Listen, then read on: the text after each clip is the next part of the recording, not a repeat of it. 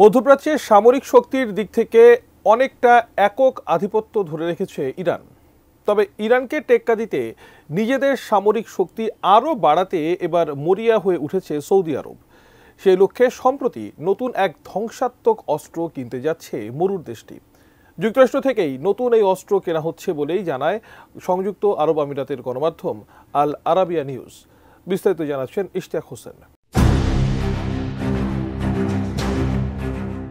Saudi আরবকে বহির্বিশ্বে মাথা উঁচু করে দাঁড় করাতে একের পর এক চমকপ্রদ ঘোষণা দিয়ে যাচ্ছেন সৌদির যুবরাজ ও প্রধানমন্ত্রী মোহাম্মদ বিন সালমান।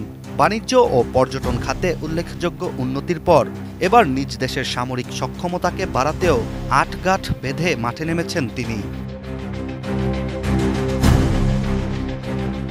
সামরিক খাতে জোর বাড়ানোর দায়িত্ব পালন করছেন সৌদি আরবের প্রতিরক্ষামন্ত্রী যুবরাজ খালিদ বিন সালমান। যুক্তরাষ্ট্রের সাথে সুসম্পর্ক তৈরি করে দেশটি থেকে অত্যাধুনিক সাবমেরিন বিধ্বংসী টর্পেডো কেনার প্রস্তাব তিনিই দিয়েছিলেন। এতদিন প্রস্তাবটি ঝুলে থাকলেও অবশেষে যুক্তরাষ্ট্রের পেন্টাগন সৌদির অনুরোধকে গুরুত্ব দিয়ে টর্পেডো বিক্রির অনুমোদন দিয়েছে। চুক্তি অনুযায়ী 20টি MK-54 মড 0 মডেলের টর্পেডো বিক্রি করছে যুক্তরাষ্ট্র। শত্রুপক্ষের সাবমেরিন ধ্বংস করতে সক্ষম এই টর্পেডো যুক্তরাষ্ট্র থেকে 78.5 মিলিয়ন মার্কিন ডলারে কিনতে যাচ্ছে সৌদি। বসুন্ধরা টিস্যুতে ছাড়ের ছড়াছড়ি।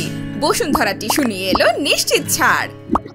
হঠাৎ সৌদির এমন অস্ত্র কেনার পেছনে মূল কারণ হচ্ছে ইয়েমেনের বিদ্রোহীরা। বিগত বছরগুলোতে ইয়েমেনের বিদ্রোহীদের ওপর বেশ চড়াও হয় সৌদি আরব।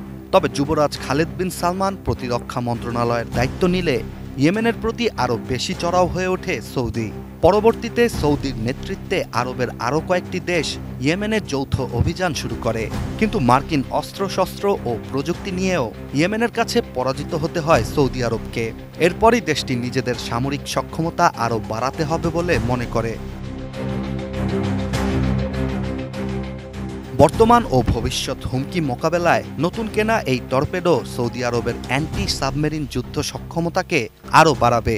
এছাড়া পেন্টাগনের প্রধান লয়েড অস্টিন বারবার সৌদি আরবকে এর প্রতিরক্ষা বিষয়ে সহযোগিতা করার আশ্বাস দিয়ে যাচ্ছেন, যাতে করে মধ্যপ্রাচ্যে শান্তি প্রতিষ্ঠিত হবে বলেও মনে করেন দুই দেশের এই নেতা।